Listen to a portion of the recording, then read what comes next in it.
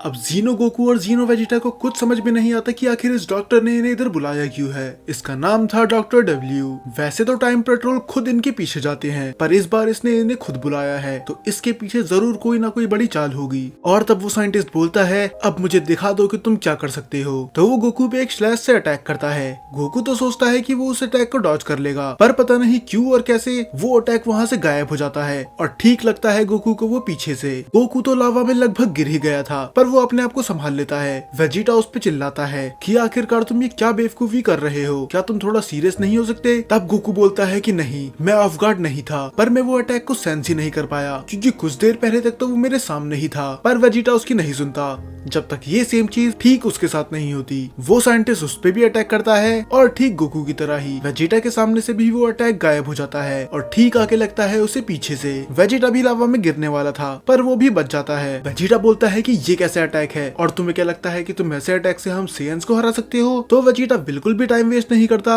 और वो बन जाता है सुपर सेयन 3 और सुपर सेयन 3 बन के कर देता है उस डॉक्टर पे अटैक। पर वो डॉक्टर उसके मूव पढ़ लेता है और आराम से उसका अटैक डॉज करके वेजिटा को फेंक देता है लावा में। और ये देख के गोकू हैरान था, तो वो भी बन जाता है सुपर सेयन 3 और जाता है उस साइंटिस्ट के पास। पर वो देख चुका था कि वेजिटा के साथ क्या हुआ है, तो वो उससे पास से अटैक नहीं करता, बल्कि वो बहुत ऊपर चली जाता है और करता है उस पे अटैक छोटे छोटे की ब्लास्ट से। वो साइंटिस्ट अभी भी उनके मूव कॉपी कर रहा था और नीचे से वेजिटा भी आ जाता है ताकि वो उसे डिस्ट्रैक्ट कर सके और दोनों ही उस पे अटैक करते हैं और वो उनके सभी अटैक को एक ही फ्लिक से हरा देता है। मानो उसे पता था कि कौन सा अटैक कहाँ और कब होने वाला है। और ये चीज तो अब गोकू भी समझ चुका था कि वो साइंटिस्ट उनसे उधर लड़ने नहीं आया, क्योंकि उसका कोई भी अटैक उनको जान से मारने के लिए तो बिल्कुल नहीं था। मानो वो चाहता है कि हम अपनी पूरी पावर दिखाएं। अब गोकू फिर से उस पे अटैक कर देता है और साइंटिस्ट भी उस पर अटैक बैक करता है और इस बार गोकू भी उसका अटैक डॉज कर रहा था, पर ज्यादा देर तक ऐसा नहीं चलता क्योंकि वो साइंटिस्ट पता नहीं कब और कहां से अटैक कर देता। तो अब गोकू इतना तो समझ चुका था कि सुपर सेयन 3 काफी नहीं है इसे हराने के लिए, तो वो दोनों बन जाते हैं सुपर सेयन 4 और वो साइंटिस्ट बोलता है कि मुझे इसी का इंतजार था। अब छोटे की ब्लास्ट से तो कुछ नहीं होने वाला था, तो ये दोनों यूज करते हैं अपने मोस्ट पावरफुल अटैक का गैलिक गन और कामेहामेहा।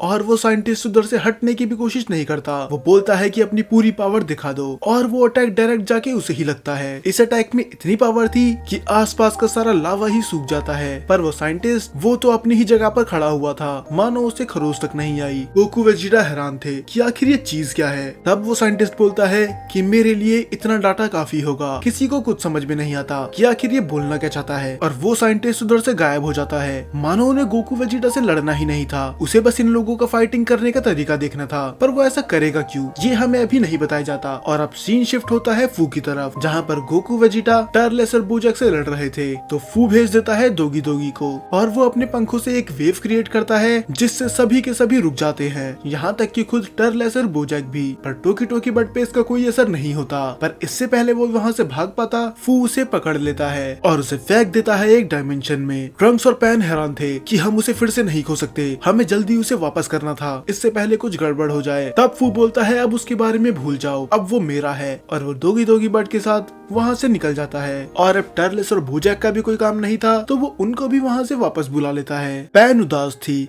क्योंकि इतनी मुश्किल से ही उन्हें तोकी तोकी बर्ड मिला था, पर ट्रंक्स को ये चीज समझ में नहीं आती कि अगर आप फूज यूनिवर्सिटी बना चुका है तो उसे तोकी तोकी बर्ड की जरूरत क्यों है। शायद वो इससे भी कुछ बड़ा प्लान कर रहा है। और दूसरी तरफ हमें दिखाया जाता है कि वो साइंटिस्ट कहीं पर जा रहा होता है, शायद किसी से मिलने के लिए। और वहाँ पर हमें दिखाया जाता है एक छोटा सा केज, मानो किसी को कैद करके रखा हो, और उस केज के अंदर थी एक बड़ी सी मशीन। और वो डॉक्टर बोलता है कि मैंने गोकू और वेजिटा का सारा डाटा कलेक्ट कर लिया है और अब ये डाटा हुआ तुम्हारा जेनेम्बा। इसका मतलब अब कहानी में जेनेम्बा भी आने वाला है। अब उस डॉक्टर का पीछा करते करते ये लोग पहुंच जाते हैं हेल में, जहाँ पर एक घमासान लड़ाई चल रही थी गोकू वेजिटा वर्सेस जेनेम्बा के बीच में। इन दोनों में से अभी कोई जेनेम्बा को नहीं जानता, पर जेनेम्बा इन दोनों को अच्छे से जानता है। उसकी पावर कमाल की थी, यहाँ तक कि सुपर सेयन 4 भी उसके सामने कुछ नहीं कर पा रहा था और जेनेम्बा बस पागलों की तरह इधर उधर अटैक कर रहा था, मानो उसे हारने और जीतने से कोई फर्क पड़ ही नहीं रहा। वो बस गोकू और वेजिटा के साथ खेल रहा था। गोकू और वेजिटा उससे बहुत लड़ने की कोशिश करते हैं, पर वो जितने भी पंच मारते वो डॉज कर लेता, मानो वो उन दोनों को खुली किताब की तरह पढ़ रहा हो। वो दोनों ही इस पे अटैक कर रहे थे और वो साइंटिस्ट ये सब आराम से बैठ के देख रहा था और वो बोलता है कि तुम मेरी क्रिएशन को कभी नहीं हरा सकते। ये जेनेम्बा पहले से भी पावरफुल है और सबसे बड़ी बात, अब इसे तुम्हारे सारे मूव्स पता हैं, तो तुम कितनी भी चालाकी क्यों ना करो, तुम इसे नहीं हरा सकते। और सच में ऐसा ही हो रहा था। वो उसके सामने टिक ही नहीं पा रहे थे। मुश्किल से वो उसे एक पंच भी हिट नहीं कर पा रहे थे, और अगर वो कर भी देते तो जेनेम्बा को उससे ज्यादा खास फर्क पड़ता नहीं, क्योंकि वो उन दोनों पे उससे भी पावरफुल अटैक करता। अब जब जेनेम्बा सोचता है कि अब इनका खेल खत्म कर दूं, पर तभी आसमान में एक पोर्टल खुल जाता है और उसमें से आते हैं गोकू, वेजिटा, पैन और ट्रंक्स। गोकू बोलता है कि हम यहाँ कैसे आ गए, जरूर इसमें फू का हाथ होगा। जीनो गोकू बताता है कि तुम यहाँ पर हेल में क्या कर रहे हो, और गोकू हैरान था, क्या हम हेल में हैं? और इससे पहले वो आगे कुछ सोच पाते, जेनेम्बा उन पे अटैक कर देता है और गोकू वेजिटा कुछ नहीं सोचते, वो भी जाके उस पर अटैक कर ही देते हैं, क्योंकि वो सोच लेते हैं जरूर ये फू का साथी होगा। पर वो सुपर सेन ब्लू में होने के बावजूद भी उसका कुछ नहीं बिगाड़ पाते। वो साइंटिस्ट भी बोलता है, माना तुम अलग डायमेंशन के गोकू वेजिटा हो, पर फिर भी